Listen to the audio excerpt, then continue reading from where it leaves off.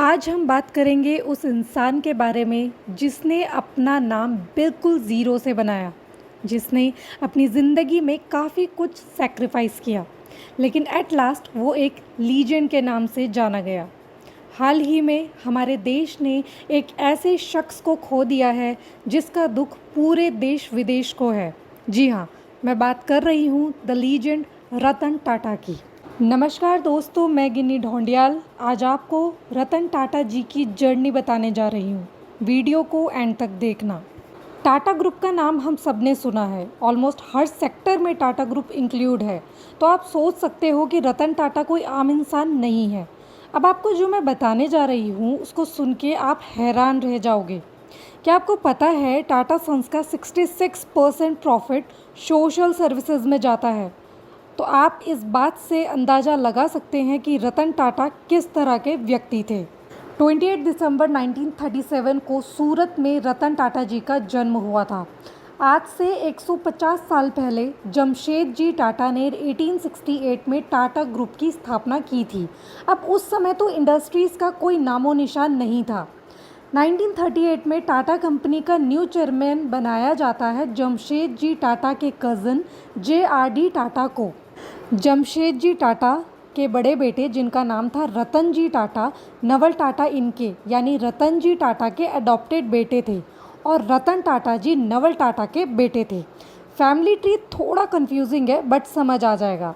रतन टाटा के पिता थे नवल टाटा और नवल टाटा अडॉप्टेड सन थे रतन जी टाटा के, जो कि जमशेद जी के बड़े बेटे थे। जब रतन टाटा जी 10 साल के थे तो उनके पेरेंट्स का डिवोर्स हो गया था। फिर रतन टाटा जी को उनकी दादी नवाज़बाई टाटा ने ही संभाला। रतन टाटा जी का पूरा पालन पोषण उनकी दादी ने ही किया था। अब अपनी स्कूलिंग ख़त्म करके ये चले जाते हैं अमेरिका। फिर ये कॉर्नेल यूनिवर्सिटी से BS की डिग्री लेते हैं 1962 में। उस समय साइंस की डिग्री बहुत कम लोगों के पास होती थी। फिर रतन टाटा जी को यहाँ पे IBM से ऑफ़र मिलता है। उस टाइम इलेक्ट्रॉनिक्स में IBM बहुत बड़ी कंपनी थी, लेकिन इन्होंने वहाँ सिर्फ 15 दिन काम किया। उसके बाद JRD टाटा ने इनको टाटा ग्रुप ज्वाइन करने को बोला। रतन टाटा जी की ही बदौलत आज TCS टाटा कंसल्टेंसी सर्विसेज, जो कि IT सेक्टर में काम करती है, सर्विस सेक्टर का भारत में सबसे बड़ा योगदान है। 53% GDP में कंट्रीब्यूट करती है। अगर सर्विस सेक्टर नहीं होता तो भारत की GDP बिल्कुल क्रैश कर जाती। फिर 1971 में रतन टाटा जी ज्वाइन करते हैं नेल्को को। नेल्को वैसे उस टाइम इलेक्ट्रॉनिक्स में जानी मानी कंपनी थी, लेकिन जब रतन टाटा जी ने इस कंपनी को ज्वाइन किया था उस टाइम ये कंपनी बहुत लॉस में थी। उस टाइम नेल्को का मार्केट शेयर सिर्फ 2% था। लेकिन फिर 10 साल में रतन टाटा जी ने नेल्को को अच्छी खासी प्रॉफिटेबल कंपनी बना दी और ये उनकी बहुत बड़ी सक्सेस थी, क्योंकि उन्होंने एक कंपनी को ज़ीरो से प्रॉफिटेबल बना दिया था। फिर 1991 में JRD टाटा ने स्टेप डाउन कर दिया और फिर 5th चेयरमैन बने रतन टाटा जी। टाटा ग्रुप ऑफ कंपनीज़ के यहाँ से शुरू होता है एक न्यू एरा। जब तक रतन टाटा जी टाटा ग्रुप के चेयरमैन रहे, इन्होंने हर एक कंपनी को प्रॉफिटेबल बनाया है। अब मैं आपको एक इंटरेस्टिंग स्टोरी बताती हूँ। शायद सुनी भी होगी आपने, लेकिन जिन्होंने नहीं सुनी है वो सुन लीजिए। 1998 में आपको पता है टाटा ने इंडिका गाड़ी निकाली थी। आज की डेट में तो इंडिका बहुत अच्छी गाड़ी है, लेकिन जब ये लॉन्च हुई थी तब ये उतनी सक्सेस नहीं थी। उस समय रतन टाटा जी अमेरिका गए, वहाँ पे फोर्ड कंपनी के हेड बिल फोर्ड से मिले और उनको बोला कि आप हमारी कंपनी खरीद लीजिए। लेकिन बिल फोर्ड ने उनकी बेइज्जती करते हुए उनसे कहा कि तुम ऐसी चीज़ें करते ही क्यों हो जब तुमको आती ही नहीं है, और उन्होंने एहसान जताया। फिर 8 साल बाद फोर्ड कंपनी बिल्कुल दिवालिया होने वाली थी और बिल्कुल लॉस में जा रही थी, तो रतन टाटा ने उनसे लैंड रोवर और जैगुआर खरीद ली। तब बिल फोर्ड ने रतन जी से कहा कि आप ये कंपनी खरीद के उन पे बहुत एहसान कर रहे हैं। जब ये चेयरमैन बने थे तब टाटा 50 से ज़्यादा कंपनी हैंडल कर रही थी। उन्होंने हर एक कंपनी को बेस से बदला, न्यू प्रिंसिपल्स बनाए और बहुत काम किया सभी कंपनीज़ पे। टाटा नैनो आप सबने नाम सुना होगा और बहुत लोग इसका नाम सुन के हंसते भी हैं कि क्या गाड़ी थी, दिखने में अच्छी नहीं थी वगैरह वगैरह।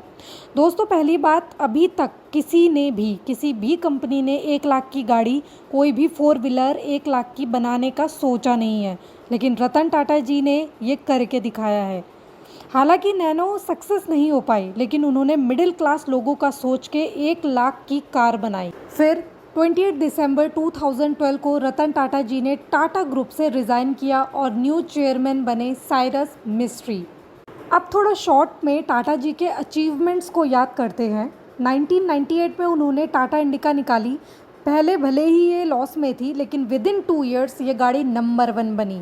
फिर 2000 में उन्होंने टाटा ग्लोबल बेवरेजेस निकाला, टेटले ग्रुप को एक्वायर किया जो कि यूके की सबसे बड़ी टी कंपनी थी। फिर 2001 में टाटा AIG आया। ये एक जॉइंट वेंचर था टाटा ग्रुप और अमेरिकन इंटरनेशनल ग्रुप का। इसमें उन्होंने इंश्योरेंस सेक्टर पे काफ़ी काम किया। 2003 में TCS आई। TCS सब ने ही सुना होगा क्योंकि सर्विस सेक्टर में लाखों लोगों को एम्प्लॉयमेंट दे रहा है, वो TCS ही है।